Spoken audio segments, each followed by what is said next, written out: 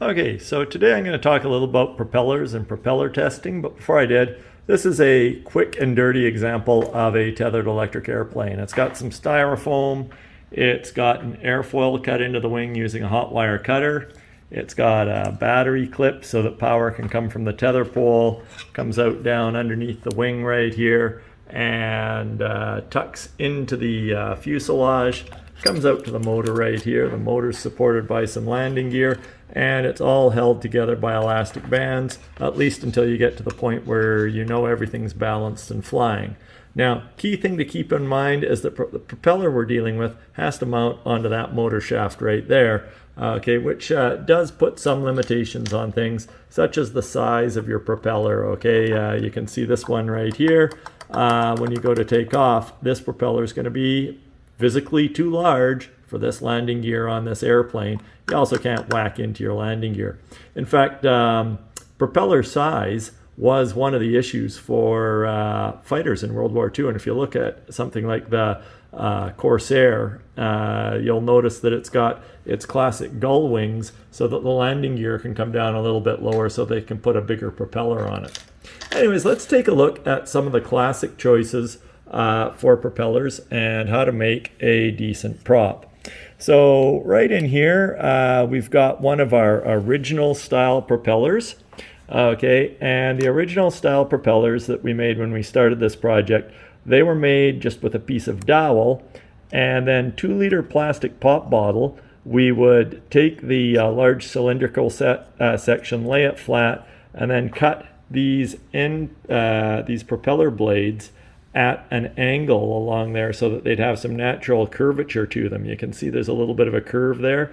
That's a gentle curve is because it came out of a 2-liter plastic pop bottle. And anyways, you would drill a hole right down the middle of the dowel, and then that could be just press fit right onto the propeller shaft. And these actually worked really well, and we had students who really got into it and made multi-blade prop designs. And the catch is the epoxy that we used on the prop blade joint in there. You did have to let that sit overnight for it to cure. So students, before their flying test day, needed to have a few of them made up, and consistency was a little bit challenging to come by. Now, I've had students at BCIT who've had success with this technique.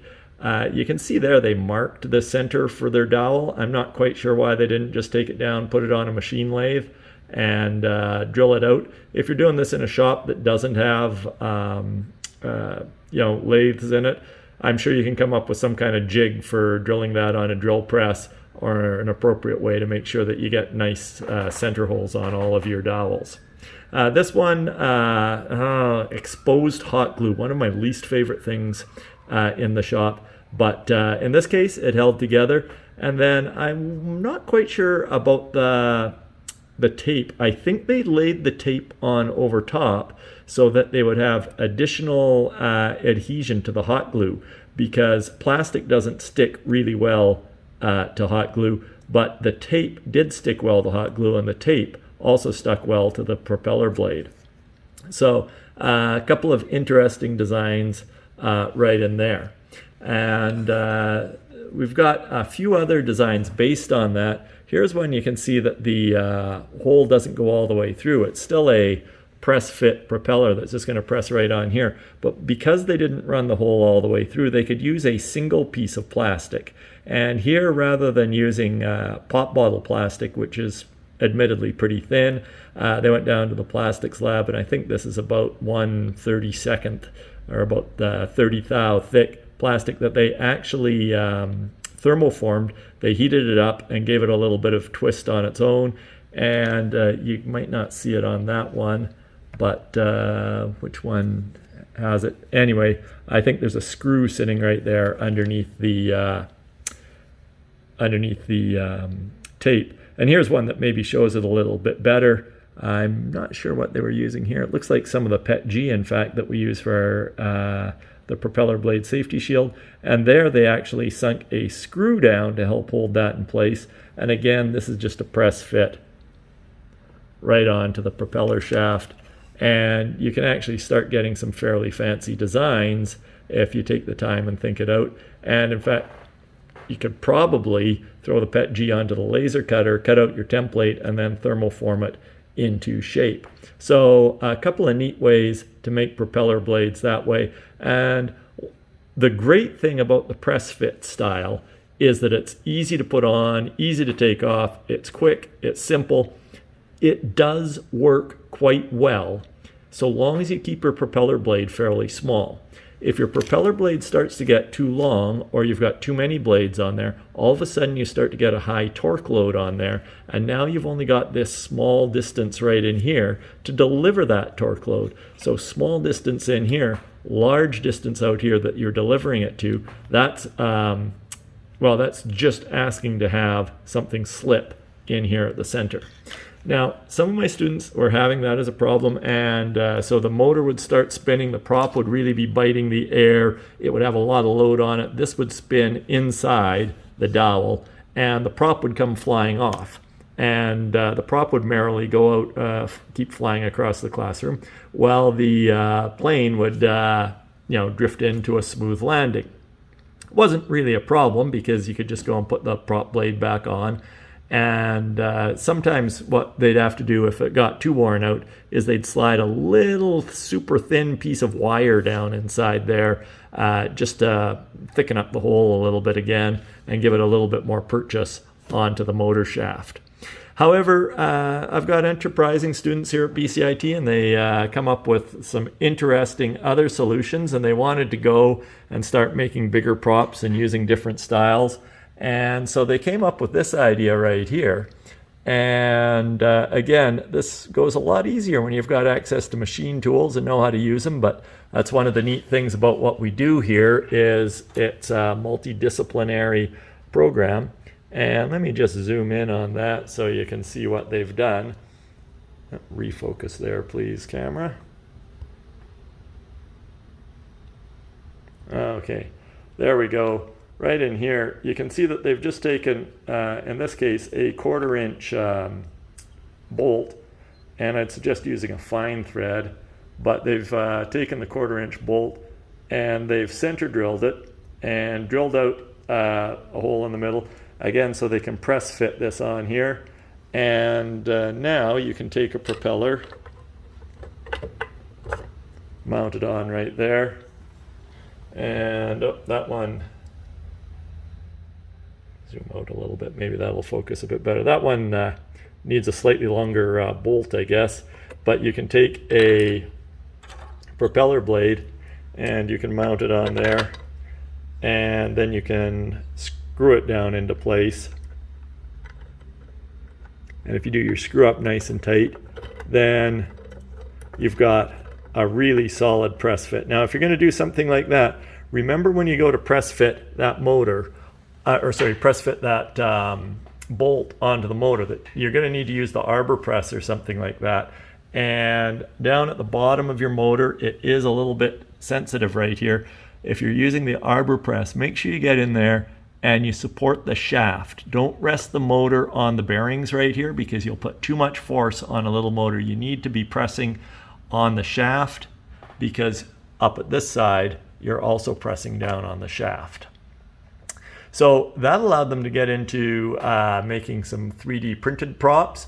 Now, 3D printed props seem like a good idea, and there's a program called OpenSCAD that if you go on Thingiverse, you'll find that one of the users on Thingiverse has a multi-blade parametric propeller generator, which is how these props were generated right here. There are some problems with support material. So as you know, if you've done some 3D printing in the past, when you print, the top side comes out okay because that's where the nozzle is, but all of this stuff underneath right here needs to be supported. So if you flip that over, this one came out pretty ugly on the back. Your printer needs to be able to handle support material if it's going to do anything too fancy on there. And there's another one that came from the OpenSCAD propeller generator, but quick way to create these. Now, the downside is, of course, when you print in PLA in particular, and in fact, most of our 3D printing printed materials tend to be a little bit brittle. So if you're flying these flying them in particular, we've got safety shields and we're testing. But when you're flying with 3D printed propellers, it's pretty imperative that everybody in the room, anywhere near them, have proper eye protection. And anybody who's within about 10 feet probably should have a face shield on over top of that as well. Now there's some other neat designs, as you can see. Very classic carved wood propeller. No reason you can't do that. This one worked just fine. And in fact, wooden propellers are still pretty commonly used on airplanes. You can also go the store-bought route. And so this is designed for radio control electric airplanes. And you'll notice on the sides of some of these that they'll have a number. This one says EP, which probably indicates it's for an electric plane. Okay, they have a different propellers for electric planes, and then you'll see it's 80/60. So standard, that would be an 8-inch propeller with a 6-inch pitch. What do I mean by that? Well, those are pretty standard propeller terms. 8 inches from tip to tip. Now, as we saw earlier on our plane, that's going to be a real issue unless you build the landing gear up bigger or something like that. It can also be a problem for your motor because long propellers require more torque in order to turn them around.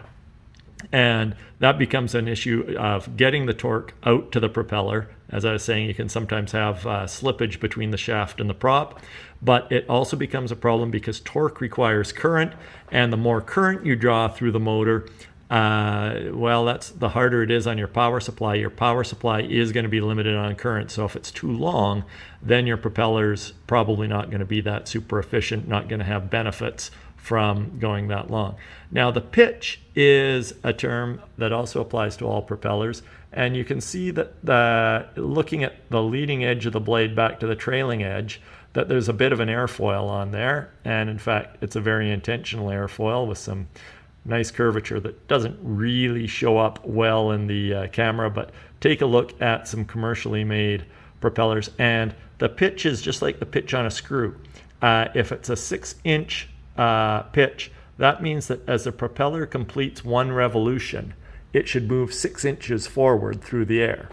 Now, a 6-inch prop actually for what we're doing makes a lot of sense, but if your pitch is too steep, then you're going to end up stalling the propeller, and you're just going to end up moving air around in a circle rather than pushing it forward. And you can think about that when you're driving down the road in a car.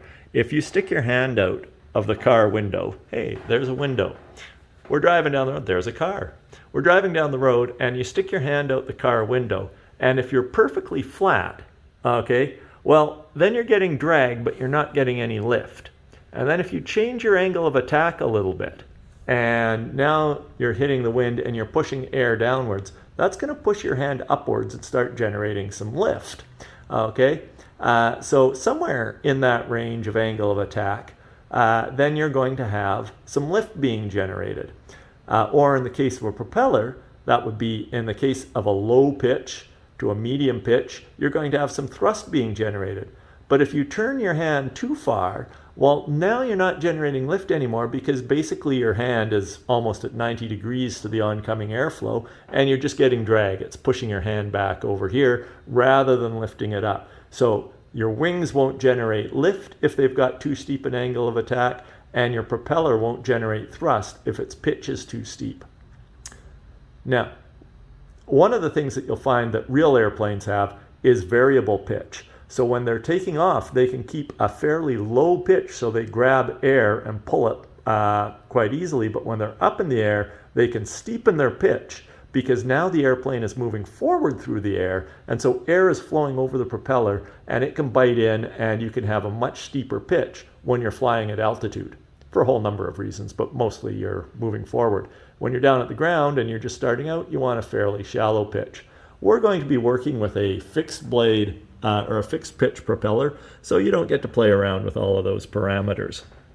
Let's see, other things with store-bought propellers. This is a fairly standard style of store-bought propeller, and you can see it's got a super steep pitch on it. Okay, now this is no good for the motors that we're using. Our motors spin too fast. If you look on there somewhere amongst the shattered remnants of the hub, this was designed for flying on those little elastic band powered gliders. And of course, being powered by an elastic band, you're going to have a bunch of torque coming to there, okay? But you're not going to have a lot of speed, not a lot of RPMs. So a steep pitch kind of makes sense because you can grab air and you can twist through it and you'll move forward. Whereas with our prop, which is going to be spinning super fast, like thousands of RPM, this prop is just going to be in stall. Oh, and while we're at it, you can see that tiny little hub on there, even though someone tried drilling it out to make it fit, just really was not a good fit for going on to our motors. I did try ordering some of these nice little propellers. I'm not 100% sure if they weren't designed to be used underwater. And it really does look to me like they're a pusher style design. You can kind of feel that if you take a look at the blade and look at the curvature on the blade and say, well, what's that airfoil doing? And again, let me see if I can get in there. Now you can see there's a little bit of a curvature right in there, and I'm just looking at that, and it doesn't really make sense to me that we'd want the concave side. So right now, I need another finger here while I'm holding this. You can see the concave side is right in here where my thumb is, okay? And the convex side is over on this side. You don't want, if I was spinning that way, then I'd be pushing with the convex side, which, I mean, it'll work. But usually when you look at airfoils, when they're grabbing air, you want the concave side to be grabbing there. So I think this prop looks like it's really designed to be used in a pusher type application and to spin around this way, grabbing that air into the curve of that blade, and then once it grabs it, making it go steeper and accelerating it backwards. Okay, so for using something like this, the hub is a little bit small anyway, so it's probably going to have to be drilled out to size. You may as well drill it all the way through. And if I was going to use this one, I'd probably try mounting that on the airplane this way around. I mean, go ahead and try it, put it on that way, and spin it around, see how it goes. But I think I might try drilling that all the way through, putting it on there like so, and spinning it that way. Alrighty. So there's some things to look at in terms of your prop design. Now, in the event, I said that you want your motor to spin this way or that way. In the event your motor's spinning in the wrong direction, of course, just come over to your power supply and unplug and replug your leads in. That'll reverse the polarity of the motor and reverse the direction that it spins. For testing your propellers, we're going to put them inside a safety shield right here so that people don't go sticking their fingers in there, or so that if something goes drastically wrong and the prop shatters, the blades don't go flying all over the place.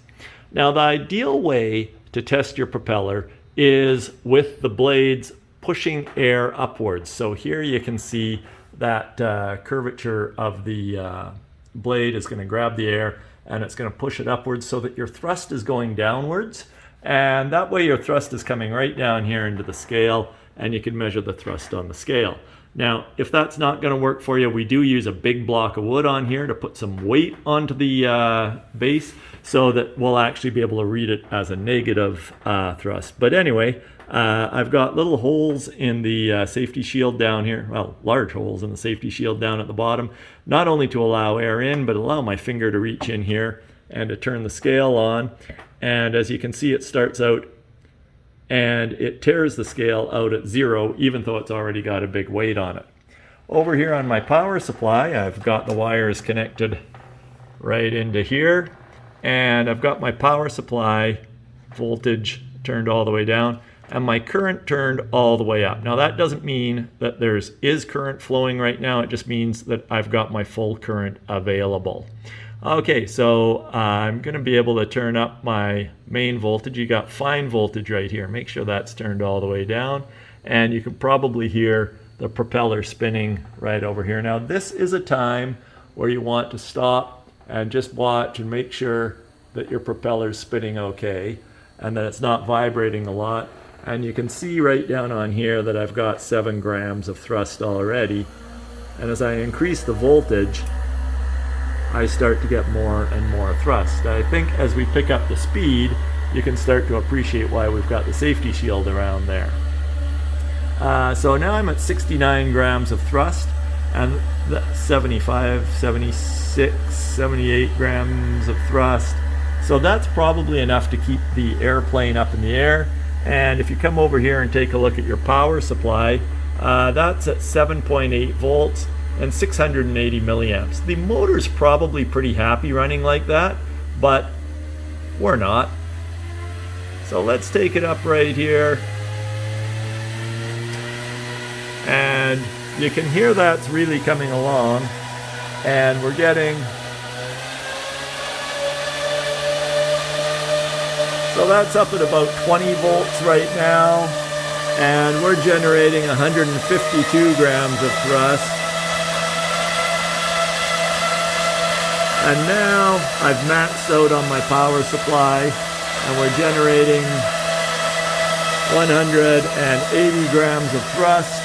And if I come back over here and look at my power supply, you'll see that I've got 25 volts. Now this power supply can supply more than 25 volts. But what was happening was I think I was hitting my maximum current limits. So I was up at... let's just run it right back up here. I may have been hitting my maximum current limit right there because I think my power supplies are supposed to go up to 30. Now some I've got that are 24 volt max power supplies and some are 3 amp current limits. This one I thought was a 5 amp current limit and a 30 volt maximum. But in any case, sometimes if your prop is too draggy, and is creating too much drag or basically too much torque for the motor to spin, you're going to hit your current limit before you hit your voltage limit. And if your prop isn't aggressive enough, then you're going to hit your voltage limit before you hit your current limit. Now remember that current times voltage is power.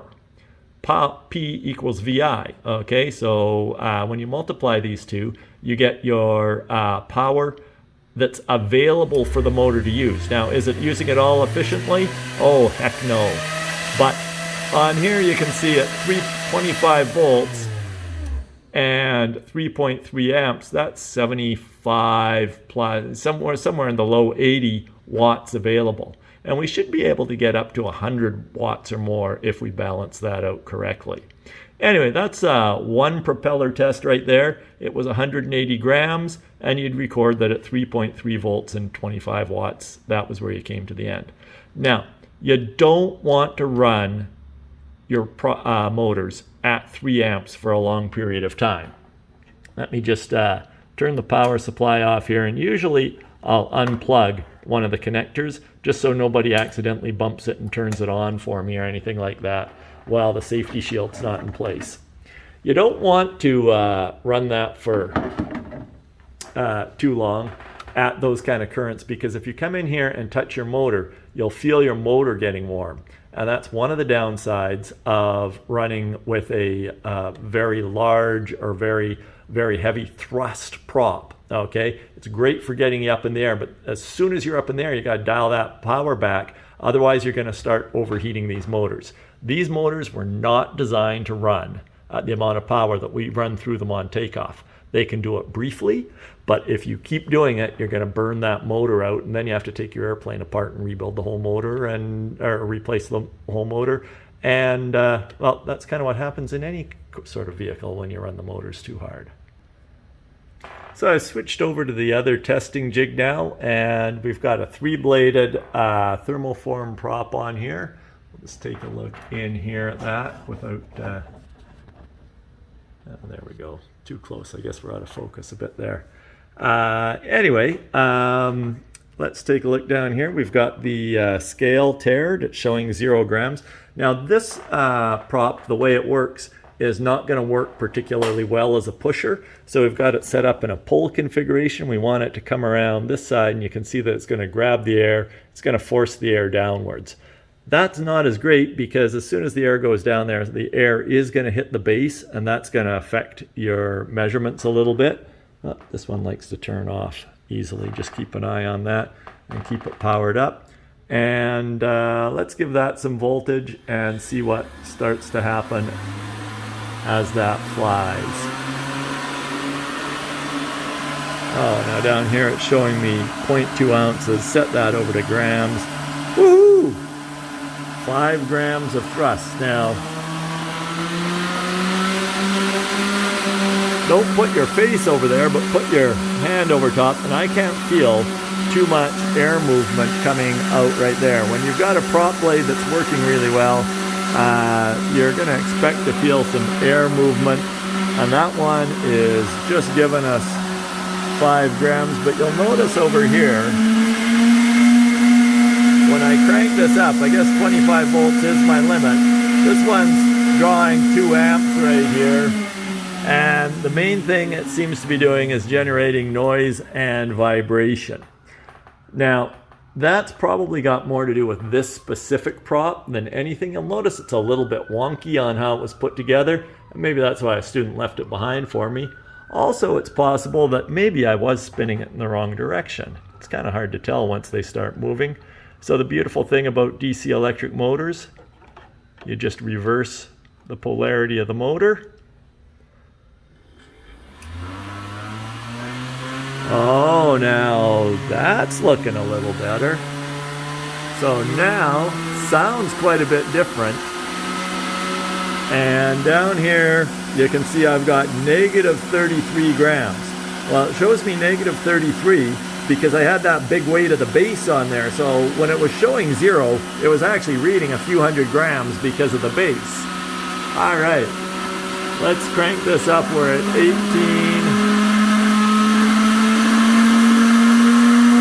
25. Oh, and now this can only read so far into the negative.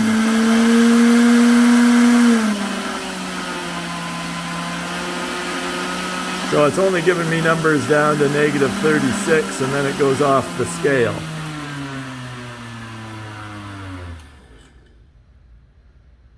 Okay, so I'm going to have to make a few changes so that I can read this. Hold on.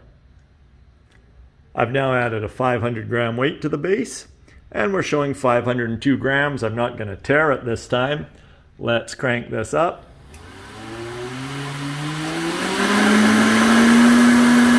And we're up to 25 volts and 2 amps. And now I'm down to 445 grams on there. So that one's generating over 50 grams of thrust, because when I take that away, I come back to my 501. Now, I think this one is actually generating more than that. It's just really hard to test because in this configuration, all the air is coming downwards inside here, and it's hitting right here, and then it has to get out through these holes at the bottom. It's a lot easier if you can suck the air in and then blow it out the top, because there's a lot more space for that high velocity air to go right up there. Okay, so it's just a little thing about testing. Our testing jigs are far from perfect testing.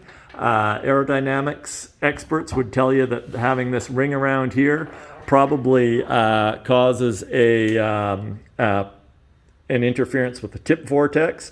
And of course, this is what we call a static thrust test. The interaction of your propeller with the air as your propeller moves through the air is going to be different, because as the plane is flying through the air, the air velocity coming over top of it is much higher than it is sitting right here. Right here, the air velocity is 0. So that was 2 different props. Let's take a look at one more. Okay, here's another homemade prop. This is hot glued in place, with a little help from the tape, and the plastic has been twisted here, but made using the classic technique of using a hacksaw to cut a small groove at an angle representative of the pitch into the edge of the dowel, and therefore that blade's going to be able to spin around. Now this one, it's got a nice feature that it's been drilled all the way through right here, so that this can be mounted either in a pusher or a puller configuration. And this one I've been able to set up so that as it spins around this way, it's pushing air up that way. Let's see how this one does. We've tared the scale. We're starting at 0, and now I can feel airflow coming up right over there. Again, use your hand, not your head, to feel the airflow. I'm showing 30 grams down here, and I'm only at 9 volts now. You can see we've got a bit of vibration in there, and that's causing our base to start to move. And this one maxes out at about 90 grams, and whoa, look at that, 4 amps of current. That motor was really working in there, and probably deserves a chance to cool down for a little bit. Now, the other thing you'll notice about this one is super steep pitch on there, okay? I bet if that prop had a lower pitch, you can see how that's almost a 45 degree, actually that might be more than a 45 degree angle in there. That's really hitting the air hard, and it's not kind of grabbing it and gently convincing it to go upwards. You're creating a lot of drag on there. And so maybe not the most efficient propeller design. There's lots of tricks that have gone into building propellers. And if you do your research on them and take a look at airfoils and pitches and how they all come together, then you're probably going to be at an edge over people that just go out there and start randomly sticking things together. But here's an idea. This is to show you a couple of ways that you can test your different propellers. Oh, one more thing before I go.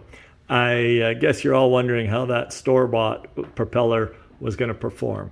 So I had to drill it out to get it to fit onto the 1/4-inch shaft here. So I need to make the hole in the hub a little bit larger.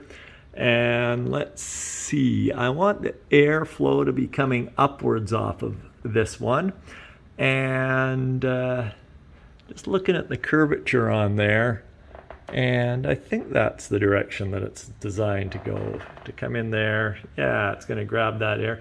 You'll notice they do this little thing where at the inside, okay, towards the hub, there's more meat to the propeller, and it's at a more aggressive angle, and it flattens out as it comes out towards the tip. Now, when you think about it, what's happening is that the tip of the propeller is rotating through a much larger volume of air, okay? So in order for the inside right here to pick up an equal amount of air and to push at the same rate as the outside, you need that little twist to the blade and that little change to the airfoil shape.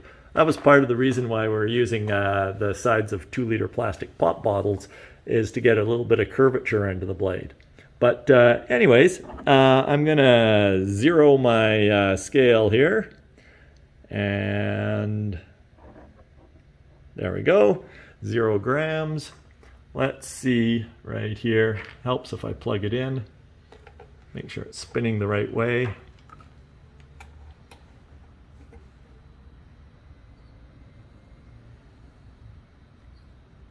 Okay, hard to see on video which way it's spinning, but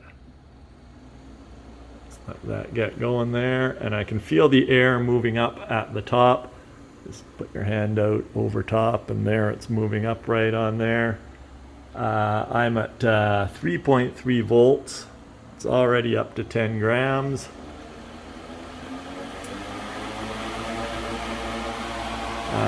Let's see, 64 grams at 8 volts and 1.2 amps.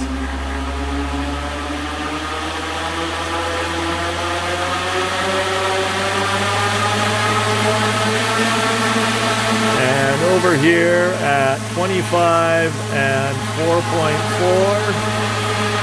I'm flying on there, and that's giving me 171 grams.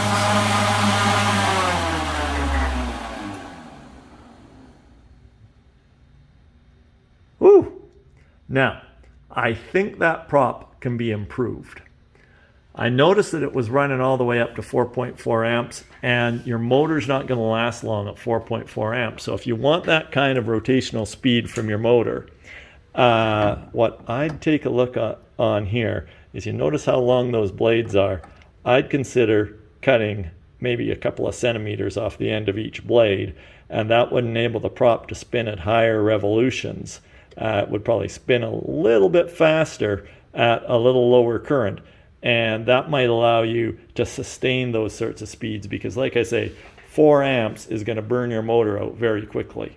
Not only that, you're going to have a problem fitting that onto the nose of your airplane without some massive landing gear, and that massive landing gear is going to end up creating more drag on your airplane. So anyways, depends what you're looking for in your propeller, but there's all sorts of design challenges that you've got in putting this together. Think about props. Test the props, try a few different styles, build them, test them, build them, break them, make them better next time, and have a good time with step 1 of the Tethered Electric Airplane project. You will not get into the air until you have a propeller. Here's some of the tools that I use for making the wings and the fuselage. I've got a selection of motors here ready to hand out, and I do have a specific motor that I recommend. I believe it's Pittsco I get it from. They're a little more expensive. You're looking for a high voltage motor, and I'll talk more about the specs for motors later on. I've got a little device right here that I heat up with a heat gun, and when I need to insert the motor into the fuselage, you can use a drill to drill out the styrofoam, but if you're making a styrofoam fuselage, it's nice and clean. You heat this up and you slide it into the styrofoam, and it cuts out a plug for you. And then when it comes time to run the wire into the styrofoam, you can heat this up with the heat gun and punch it into the side of your styrofoam, and it'll melt a nice little hole for your wires to run through to your motor. Okay, I've got some wing templates here, and there's separate instructions on making the wing templates, and I'll show you how they're used as well. But basically you're going to have a top template and a bottom template, and when you cut the top and then cut the bottom, usually we cut the bottom first actually, and then you cut the top, then you're going to be able to get the wing cross section out of there. And so you can see this one was actually drawn by hand using the handouts that I've got for this project. So you can take the dimensions out of NASA's foil sim program. And it's important that you have indexing holes so that when you put the top template on and the bottom template on, they both index to the same location. Important that you get them in the same direction as well. Here's another wing template right here. Now, in order for this to actually work, you do need the wing templates to be the same. So here's a matched pair over here, and you can see how that they were made. That on this pair, which were drawn, might have been translated into AutoCAD, and then drawn. And you could, these ones were cut on a bandsaw and then sanded. You could, of course, put them into AutoCAD and cut them on a laser cutter if you wanted to, if you've got access to that, or a CNC machine. You can see that we come in right here, and the top template smoothly goes along right along the top of the wing, and the bottom comes right along the bottom of that airfoil, and we've got our holes marked in here, indexed to go together, and you need a matched set of them. Now, this set doesn't have all the drawings on it because, of course, we just used two-sided tape to hold these together when we were making them, and made two at the same time and then split them apart.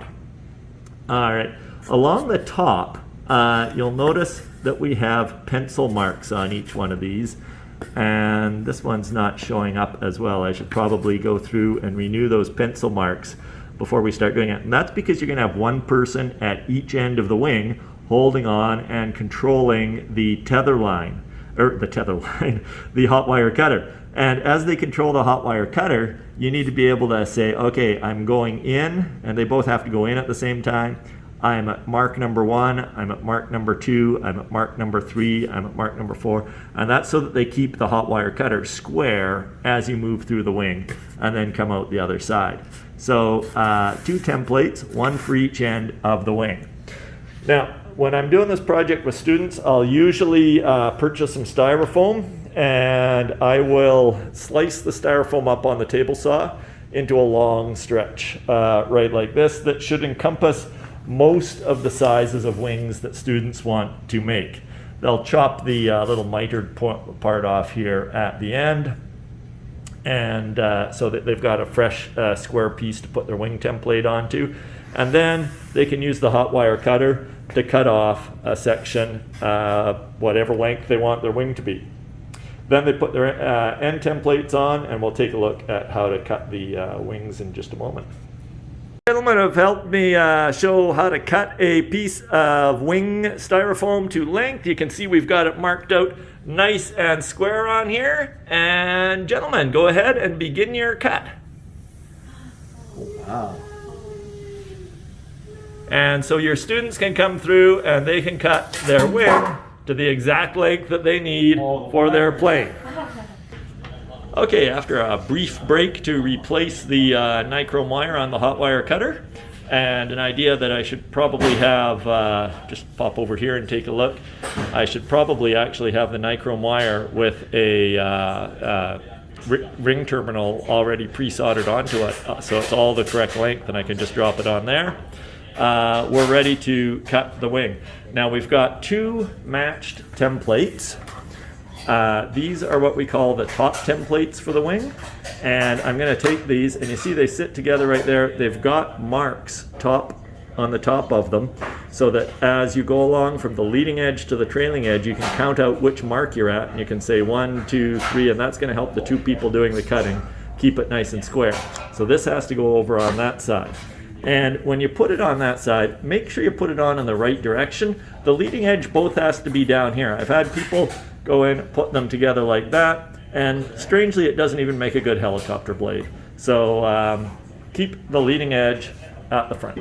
This is a great chance to use all of those useful math skills you picked up in university, or at the very least your calculus text. Do I just hold it, or do I just press it once? Hold it. Hold it. Yeah, you gotta hold it down, hold the hot wire cutter nice and vertical on there, and you're going to start in, and whoever's in charge says I'm in. And then you count out the number of 1, there we go. 2, 3, 4, 5, 6, 7, 8, 9, 10, 11, 12, 13, 14, 15, 16, 17, out. And then just, yeah, you can keep it hot and drag it all the way out.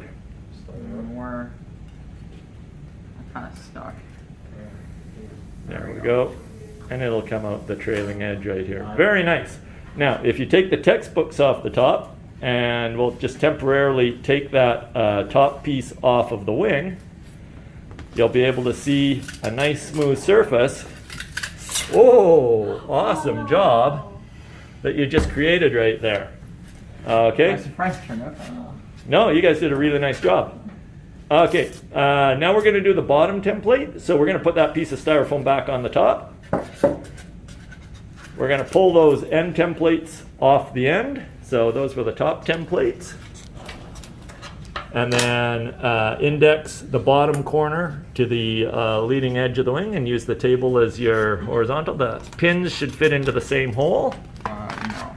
Okay. Oh, okay. Maybe that hole should match up with that one. So, okay. Can you finish? Okay. All right. Push it back over, yeah. Yeah. Very nice. Positioning that on there. Indexing to the leading edge of the piece of foam.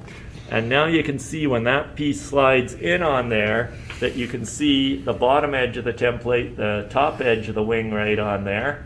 And that's the shape of the airfoil that we're going to get coming out when we're all done. So let's put the weights back on there. You can center it again if you want. Okay. If that helps you or not.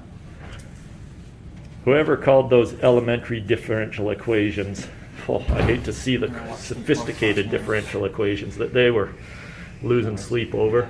Okay, and now we're going to start in and we're going to start cutting down.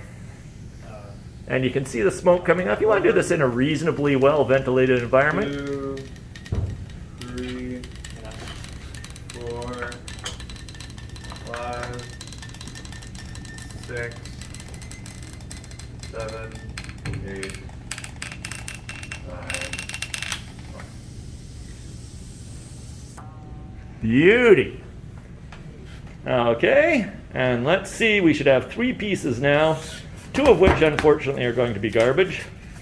We can probably reuse the top one. The top one might be reusable, yeah. And there is a wing. Okay, so there we go. Now, I'm going to say one of the things that you will see in this project, it looks like you're generating a large volume of waste, and you are generating a large volume of waste, but keep in mind that styrofoam is almost entirely air. So you're creating a large volume of air that's going to the garbage. When you're throwing out plastic, keep in mind mass, okay? Is really what you're looking at when you throw out plastic. So even though this takes up a lot of space in the garbage can, you're not actually putting as much plastic into the garbage can as some failed 3D prints do. Okay?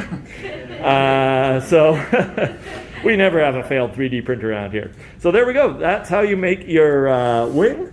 And you can then you can see it's a little bit sharp along the leading edge. A little bit of sandpaper. Ideally, if it's a nice day, send your students outside to sand that down because it makes a glorious pink mess. And we always need more microplastics out in the environment. Much better out there than in your shop, right? Then we can also take a little bit of packing tape, and before we put this on our plane, we'll wrap packing tape over top of that, turning it into a composite with a low density, soft interior, and a slightly higher density but thin film around the outside edge. Not entirely unlike the way real wings are actually made. All right, that's a wing.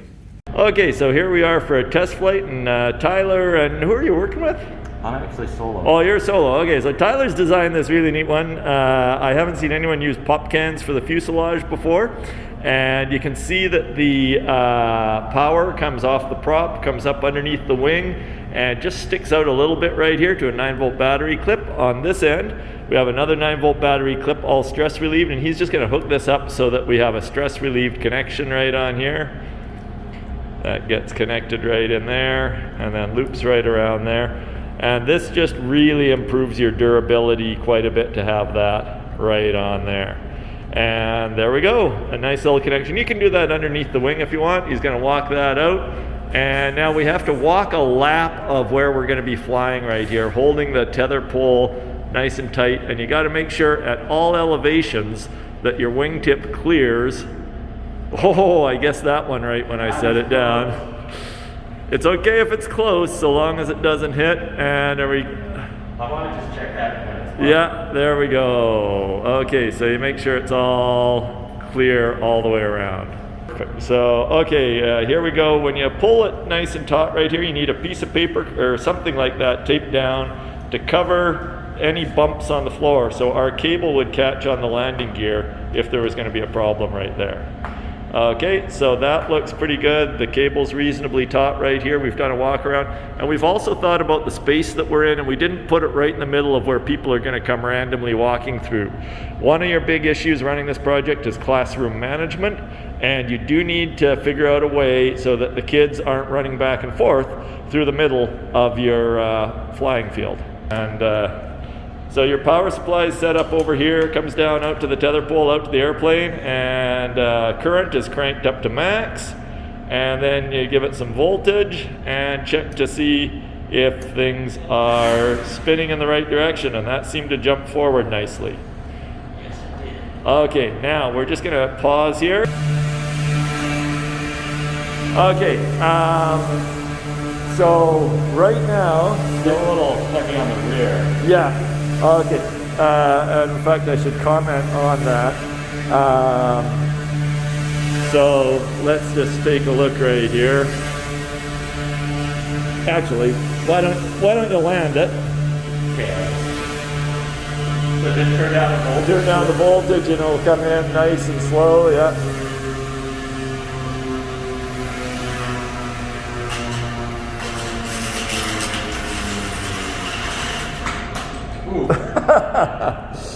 Beauty. Well, that's why it's made out of aluminum.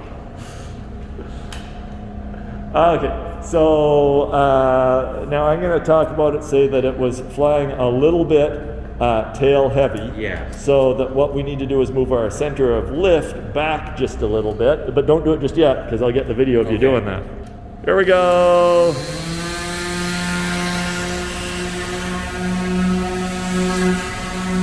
And I think this one's flying a little faster now. Yeah. Okay, and if I look at my current right here, I couldn't really get it down below 2 amps on a previous flight. It would start to come down.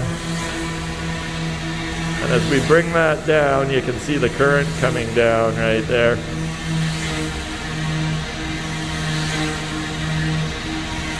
It's still a little tail heavy on there. But now we're down to 1.9. Oh yeah, it's not nearly as tail heavy. It's not bogging along. Much less drag. 1.8 amps.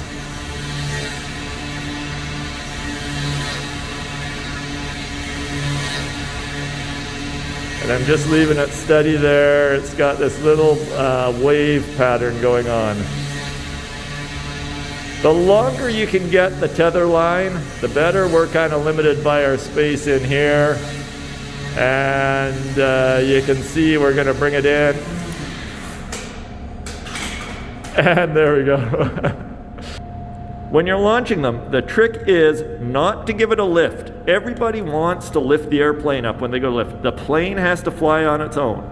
Keep it level and push forward. I'm just going to give it a push forward right now so you can see what it looks like. And push in a straight line. Don't aim in a circle. Aim straight ahead. Okay? And so there we go. We've got some thrust going on. And away we go.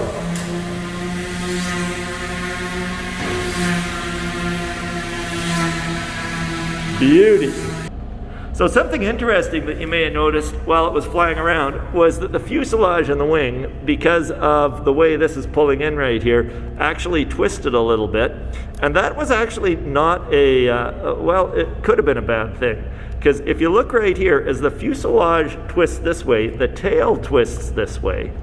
And when your rudder is generating force pushing out that way. So you can see the air coming back over top of the rudder right now is hitting primarily on this side of the rudder, deflecting the air that way, which will deflect the airplane's tail that way. What happens is that tends to put the airplane into a spiral that goes in towards the middle. When you're setting this up, you generally want to have your rudder pointing out this way so that when the air hits this, your nose stays slightly outwards. And what that does is if your plane is pointing slightly outwards like this, that'll keep tension in the tether line. So that's just something that you need to keep in mind. That tether line needs to be kept taut, and it's particularly tough on your first takeoff because you get a little bit of weight here. And this one falls in quite a bit. It's a little bit better if you've got a longer tether and more space. In fact, generally the longer tether you can do safely, the better. But anyway, we're going to just adjust that and do another flight. But by and large, very successful first flight right here, and demonstrate some of the things that you can see about balancing and launching your airplane. Okay, sometimes people will ask, well, how do you know how fast the airplane's going? And I hate answering that question. I'm just going to tell you, we use a tape measure. We pull the line nice and taut, and you can see he's measuring exactly to the center line of the airplane, center of the fuselage, right behind the engine. And there we go. Once you've got that measurement, I'll let you figure out all the rest for how fast the airplane's going. But usually I take the time it takes to do 3 laps and work it out from there. Got the measurement? 260 centimeters. Perfect. Okay, how do I hit off now? There we go. So once we've got this plane flying fast, we're going to take a look And there's a number of different competitions that I can put out there for students to do. One is, of course, just flat out speed. Another is efficiency. So for efficiency, what I do is I get the airplane flying, or the student gets the airplane flying. So then they have to dial back the power supply to the absolute minimum voltage and current that they can get, and then take their hands off the supply and leave it flying, and it has to maintain stable flight for 3 laps at that current and voltage. And then of course you multiply your current times your voltage, and that's your power, and however much power it takes to stay in the air, lower is more efficient, and that's better. So you can go for efficient flight, you can go for speed, or you can go for heavy lift. Now, I like for the heavy lift to make a rule that you can't see the weights that you're putting on there. They have to all be put inside the fuselage. And that just makes for a nicer looking airplane overall. Anyway, then it's basically how heavy can you get your airplane up and sustain 3 laps in stable level flight. And the heaviest airplane wins that one. Now, something to note on this airplane right up here at the front. What size did you say you drilled that bolt out at? I think I used a number 44 drill bit. And you said it was just a little bit tight. Yes. So maybe the next size up from that, if you can look that up on a drill chart, and you might do okay. Or look it up on a press fit table. I'm sure the machinists amongst you will be like, it's so simple. Measure 1 shaft, look it up on the fit chart. Down here you'll also notice that the motor has vent holes on the front, and well, this one used to have vent holes on the side and the back, and you can see it's being held together with tape on here. It works very well, apparently. I might have had my doubts that would have twisted off there, but that's covered up the vents. So after you fly for a little bit, check the temperature on that motor. This one's cooled down again since our last flight, but if you let those motors overheat, they will burn out, and well, starts to get expensive, and it's a big disappointing hassle when you overheat a motor and you have to rebuild it. But let's see, if I want this one to go faster, we seem to have plenty of lift, and so maybe we've got more wing than we need. And you could come into the wing tips right here, and you could either shorten the wings, or you could try rounding off the tips of them. Okay, your wings will generate higher pressure underneath the wing, lower pressure on the top of the wing, because of course you're pushing air downwards, right? And sometimes what happens out at the tip of the wing is some of that high pressure air comes up and floops over into the low pressure region, creating what's called a wingtip vortex. So if you look at a lot of modern airliners, they narrow their wing as they come down to the wingtip, and then they have a little winglet that comes up there, and that winglet breaks up the wingtip vortices, I should say, and has created a significant aerodynamic fuel savings for the airplanes. So I think we can make this one go faster with a shorter wing. The tail section down here is also fairly beefy and robust. Maybe that's part of the reason it flew so nicely on our first flight. But it might be possible to go down to a smaller cross section right here and therefore generate less drag. Other things you can look at: smoothing out the fuselage, trying a different prop, all sorts of different things. A really good speed, when you start to get into the 60 and 70 kilometer an hour range, you're doing awesome. So this is the hot wire cutter, and no magic here. There is a wire down here, and it gets hot. So the wire itself is a nichrome wire, and I can check the dimensions on that if you're ordering them online, but basically it's a nickel chrome alloy, also known as a resistance wire, and because it has resistance in the wire, when you run electricity through it, it gets hot, and it actually gets right up to glowing hot if you let it. Now, it is held in place by a couple of screws right in here, and I've just wrapped that around the screw and tightened up the nut. And then you can see I've got an electrical connection coming to the nut right there. Same thing down at this end, a couple zap ties to hold the wire nicely tucked in on the back right there. Now on one side I do have it come up through a momentary push button switch, That enables me to leave this plugged into the power supply, and when I go to cut, I just push down on that button and the wire heats up almost instantly, and yeah, it works really great. So the wire is strapped down onto the back right on here and comes through and joins up with the other part of the cable right here. And I've got two conductors that come off on a length of wire with some banana jacks on the end, and those will just plug right into standard power supply. And I find this works best at about 24 volts. But you can dial in the voltage to control the current, and the current will control the temperature. And you can talk about power and voltage working together, or current and voltage working together to give you power. To put tension into it, just like a number of different saw designs, you're going to need to have a little bit of tension in up at the top. And you could use an elastic band. You could use two ropes coming across here and a big stick to twist them up and hold it right down here. I find having a spring in here gives me a little bit of forgiveness, and then to tighten it up, I leave one end tied in right here, and I've just got a little bit of a slip right up here so I can pull that through.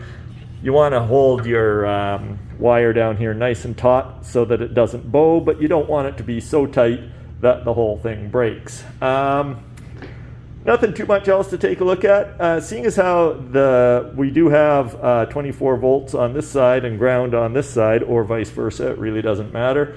You don't want these two metal pieces to be electrically connected to each other, so I've used a stick of offcut from the wood shop in the middle and just cut a little groove in there, run a bolt through there, gives it a nice little pivot right in there.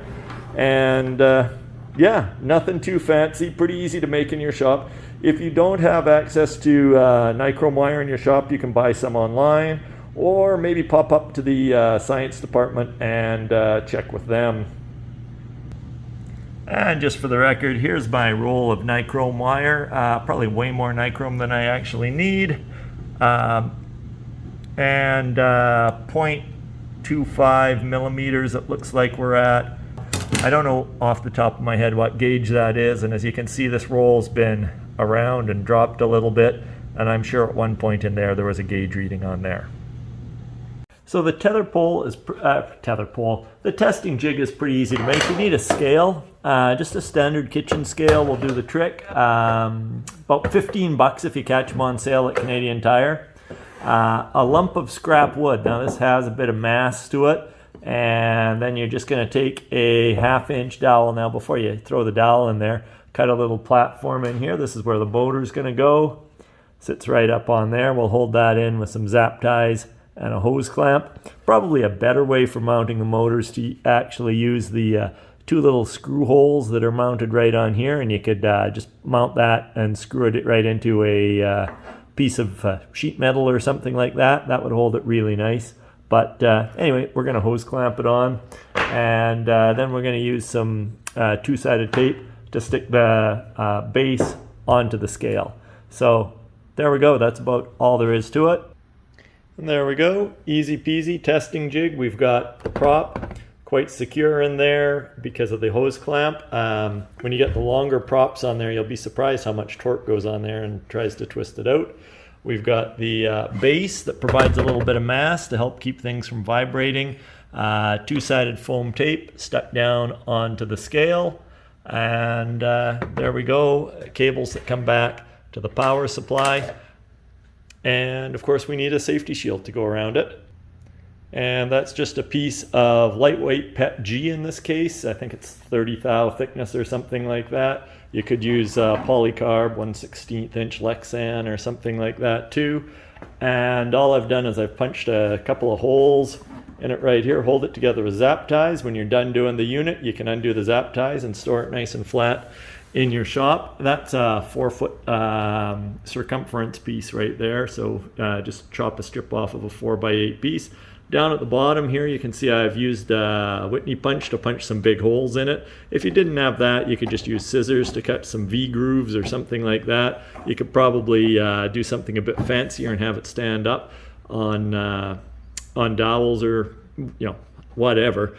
This is multi-purpose. It lets air flow in here when your prop is blowing it all upwards, and it also lets you reach in here and tear your scale and do stuff like that. So there you go. Probably easier than trying to remind people to wear face shields. Just make sure they're not sticking their head down on the inside when they're operating it.